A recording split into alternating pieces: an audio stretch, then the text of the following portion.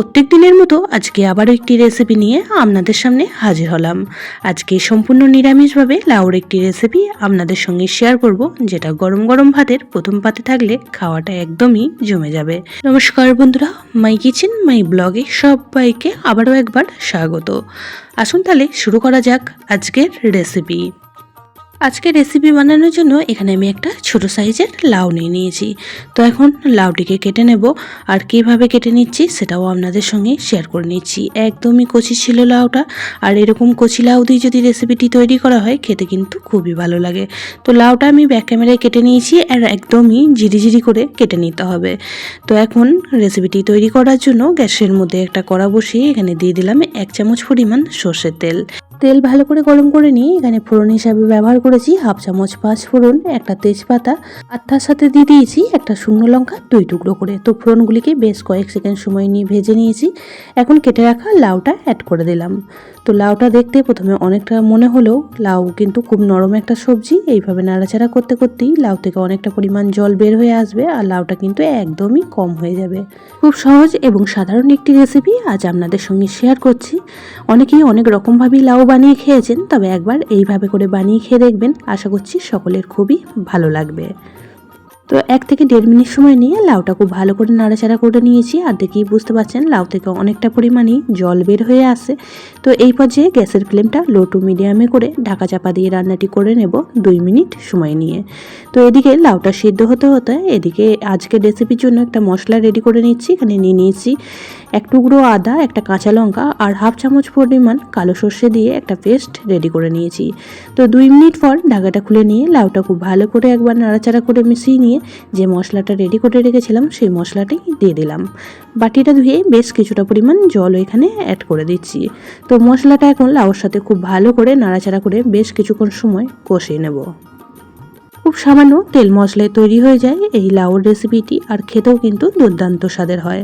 এখন এর মধ্যে বেশ কিছু গুঁড়ো মশলা অ্যাড করে দিলাম। তো খুব সামান্য পরিমাণ এখানে দিয়ে দিলাম হলুদ গুঁড়ো, সাথে খুব অল্প পরিমাণ লঙ্কা গুঁড়ো, আর খুব সামান্য পরিমাণ একটু জিরে গুঁড়ো।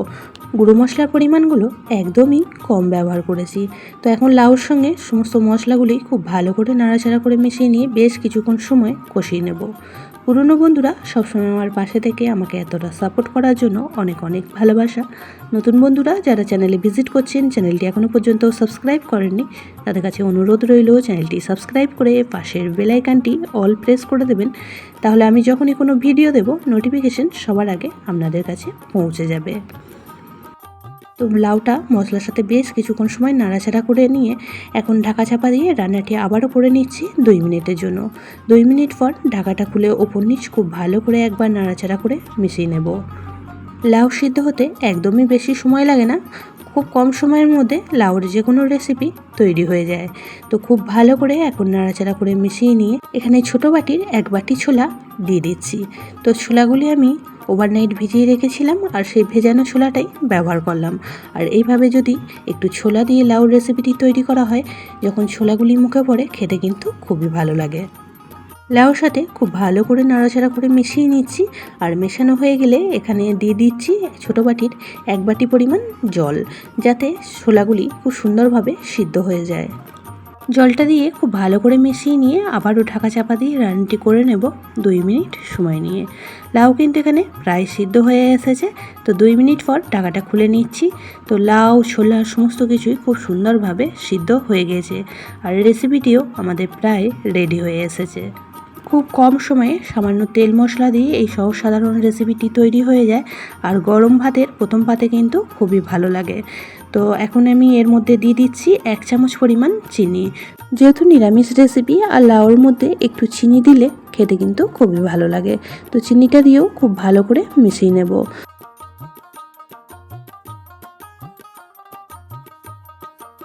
তো নামানোর আগে এখানে আমি দিয়ে দিচ্ছি 1 চামচ পরিমাণ আটা।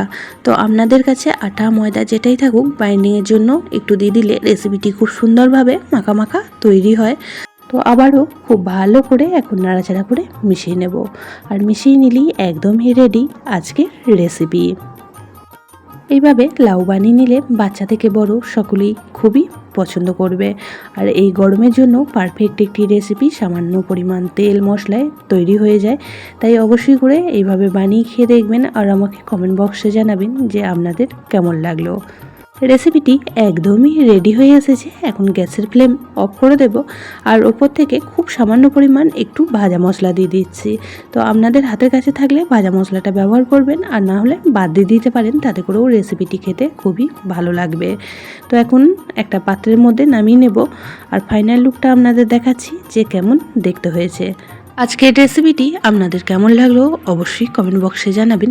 যদি বেশি ভালো লেগে থাকে তাহলে একটা শেয়ার করে দেওয়ার অনুরোধ রইল। সবাই খুব ভালো থাকবেন, সুস্থ থাকবেন। আবারও দেখা হচ্ছে অন্য কোনো ব্লগ বা রেসিপির সাথে। ততক্ষণের জন্য সবাইকে টাটা।